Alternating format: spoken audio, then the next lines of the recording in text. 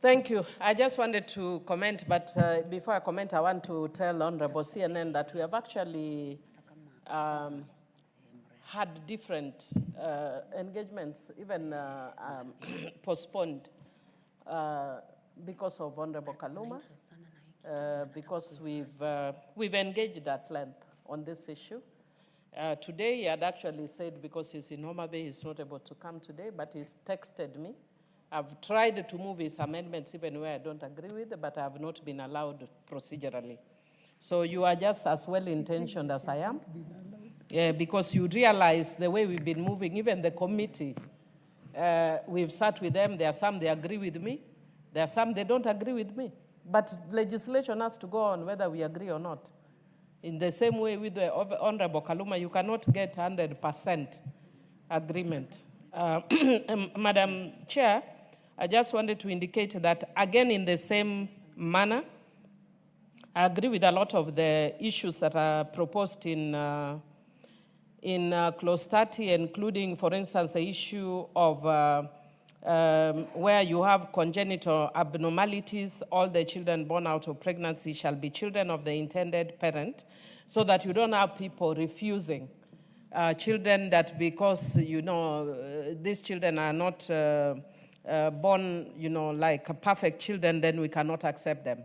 Once you go through assisted reproduction, the child becomes yours. Again, the only other challenge that I face, which I don't agree with, is the issue of the genetic link. And for me, I think it is an issue of discrimination, that if somebody has had a baby, that you'd want to differentiate between genetic link and non-genetic link.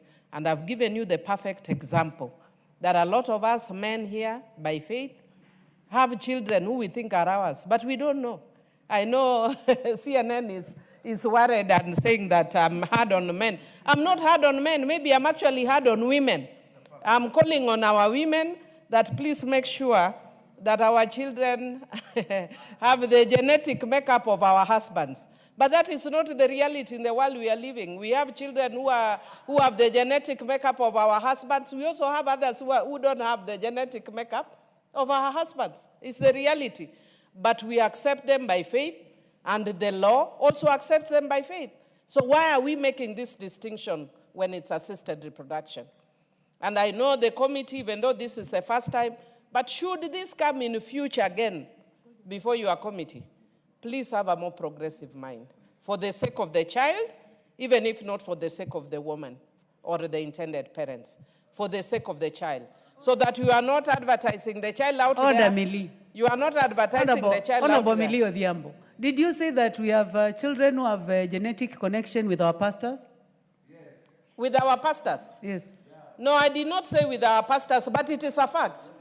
It is also a reality. In fact, Chair, there is one of the things that I want to actually raise before this House, that as a person who is a Christian, I am very concerned at some of the practices I see in some of the churches, where pastors are praying and touching women's breasts and touching women's buttocks.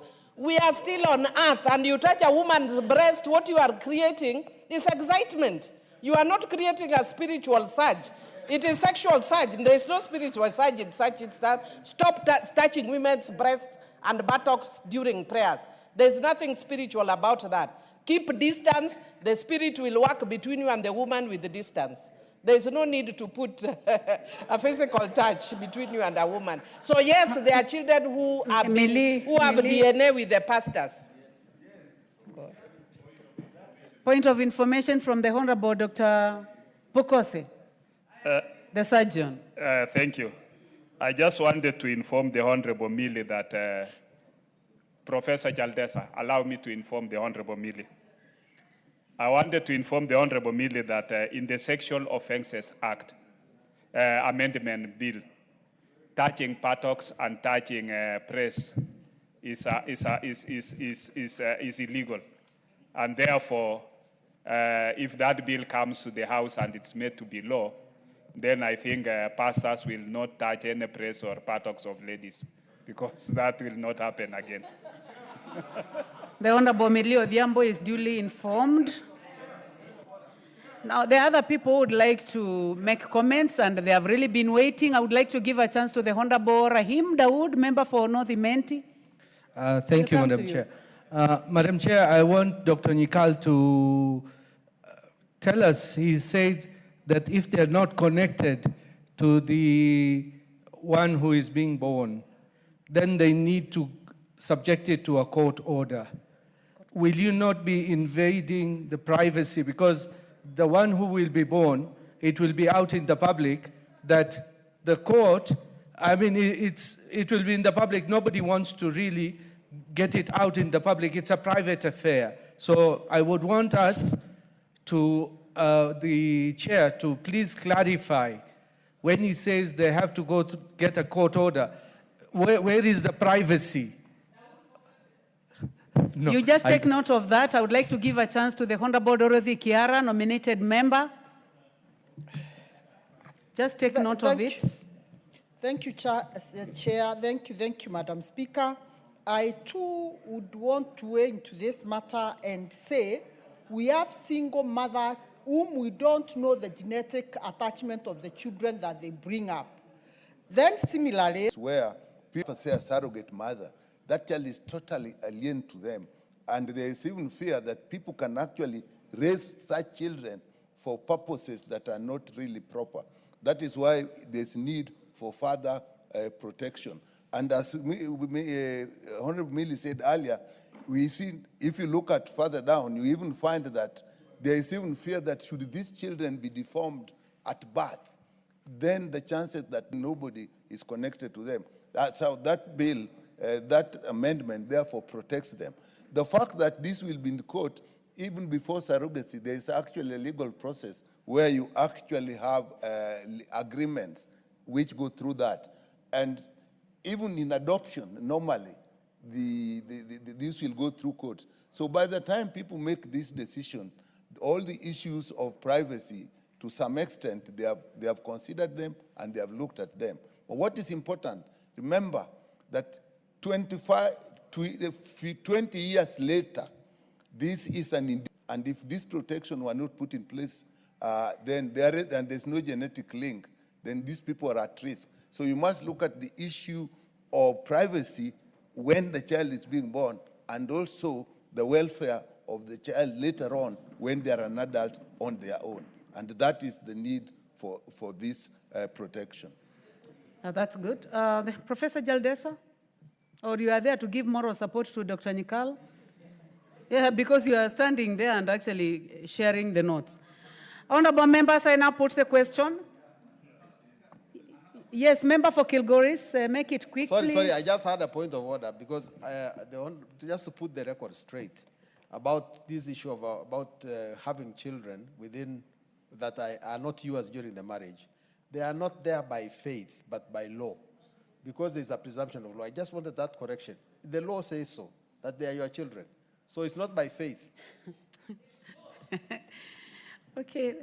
Point noted. Honorable members, I now put the question that clause 30 be amended as proposed by the Honorable Dr. Nikal. Will as many as have that opinion say aye? Will as many as have a contrary opinion say nay? The ayes have it. I now put the question that clause 30 as amended be part of the bill. Will as many as have that opinion say aye? Will as many as have a contrary opinion say nay? The ayes have it. Clause 52. I propose the question that clause 52 be part of the bill. The first opportunity is to the Honorable Peter Kaluma, and it is hereby dropped. Chair, you may proceed. Chair, we propose that the clause 52 of the bill be amended as in the order paper, and this was actually relating to the authority given to the Cabinet Secretary to make regulations, and therefore clarifications were being made. And in A, when we talk of embryos planted in a womb, and therefore substituting the word transferred to, that's a much better word than the word being planted. And informed consent is basically, if you just say consent, it is better to add the word informed. And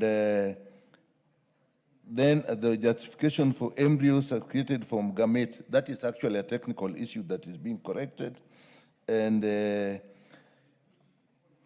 research, again, it is very important in this technology that embryos, which are actually human beings, or even gametes before the union into embryos, are not actually used as in research, because people can do all sorts of weird things with embryos. Therefore, again, that is being protected, the use of embryos in research.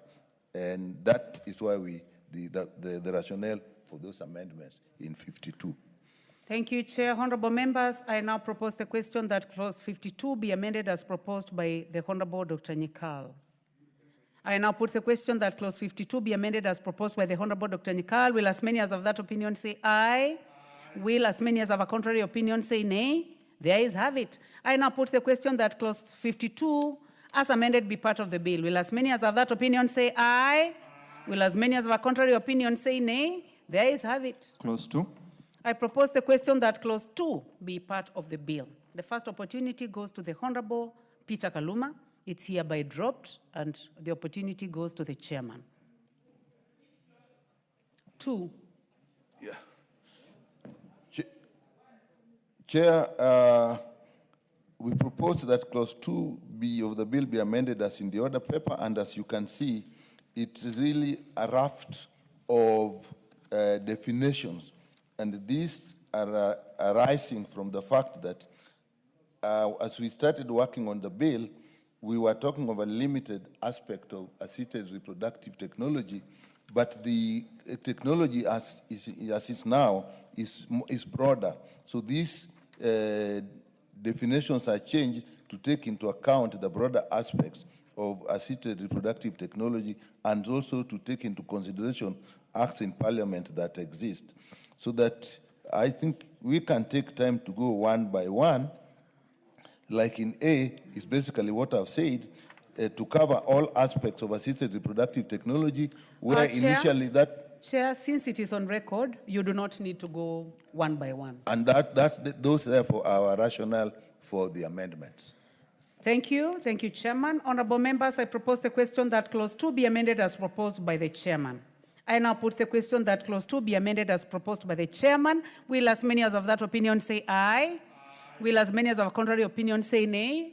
The ayes have it. I now put the question that clause 2 as amended be part of the bill. Will as many as of that opinion say aye? Will as many as of a contrary opinion say nay? The ayes have it.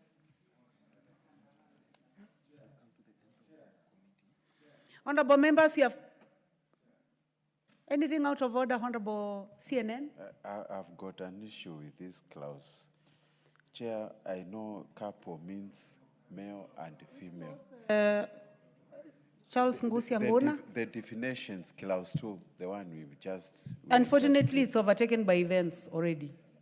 It's already overtaken. Sorry about that.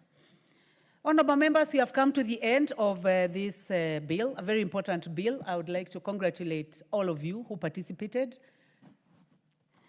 And remember, this bill was in the 11th Parliament, the 12th Parliament, and now the 13th Parliament. So it is a very good feeling that we have come to the end. Honorable members, I now call upon the mover.